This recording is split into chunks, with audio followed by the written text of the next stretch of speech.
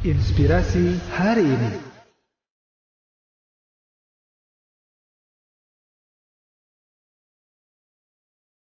Assalamualaikum warahmatullahi wabarakatuh. Terkadang kita menjumpai titik galau dalam menghafal Al-Quran. Keadaan seperti ini dapat dikatakan sebagai kewajaran. Bahkan Islam telah memberikan istilah tersendiri, yaitu futur.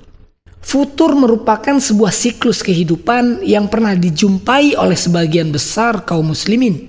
Mengingat keimanan itu sifatnya naik turun. Iman dapat naik dengan ketaatan dan dapat turun dengan kemaksiatan.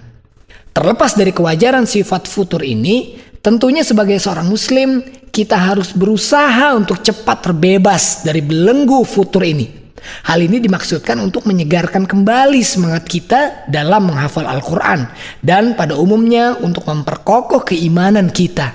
Satu hal yang harus kita yakini, bahwa Allah tidak akan pernah menyia-nyiakan kebaikan yang dilakukan oleh hamba-hambanya.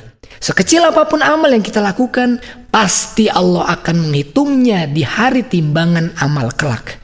Hal ini sebagaimana firman-Nya dalam surat Al-Zalzalah ayat 7. فَمَنْ يَعْمَلْ مِثْقَالَ ذَرَّةٍ خَيْرًا يَرَهُ. Maka barang siapa yang berbuat kebaikan, walaupun kebaikan itu hanya sekecil zarrah, maka kelak si pelaku kebaikan itu akan melihat kebaikannya di akhirat. Demikian juga firman Allah di Quran surat Al-Kahfi ayat 49. Allah Azza wa Jalla berfirman, La yughadiru saghiratan wala kabiratan illa ahsaha. Yang artinya tidak akan ada satu amalan pun, baik itu amalan yang kecil atau amalan yang besar, kecuali Allah akan memperhitungkannya. Tidak ada suatu kebaikan yang sia-sia, walaupun mungkin kita menganggap bahwa hal itu adalah sia-sia. Begitu pula dalam menghafal Al-Quran. Kita tidak boleh memandang bahwa perbuatan mulia ini sia-sia, karena kita begitu susah menghafalnya. Karena pada hakikatnya ketika membacanya pun kita telah mendulang begitu banyak pahala. Dalam sebuah hadis yang sahih yang telah disabdakan oleh Rasulullah SAW bahwa pahala membaca Al-Quran itu begitu banyak pahalanya. Yakni membaca satu huruf saja akan mendapat 10 pahala. Membaca 3 huruf pertama di dalam surat Al-Baqarah yakni alif, lam, mim akan mendapat 30 pahala. Masya Allah. Hal ini pasti akan sangat menggiurkan bagi orang-orang yang ingin membawa bekal pahala yang banyak untuk bekal di akhirat kelak.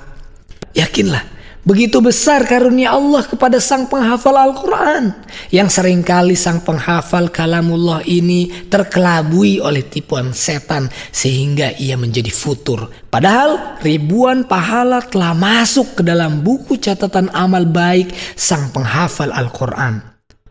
Ada sebuah wejangan dalam film Gladiator yang mungkin dapat kita ambil hikmahnya pada kesempatan ini, yaitu ketika seorang kesatria mengatakan, What we do in life, a choice in eternity.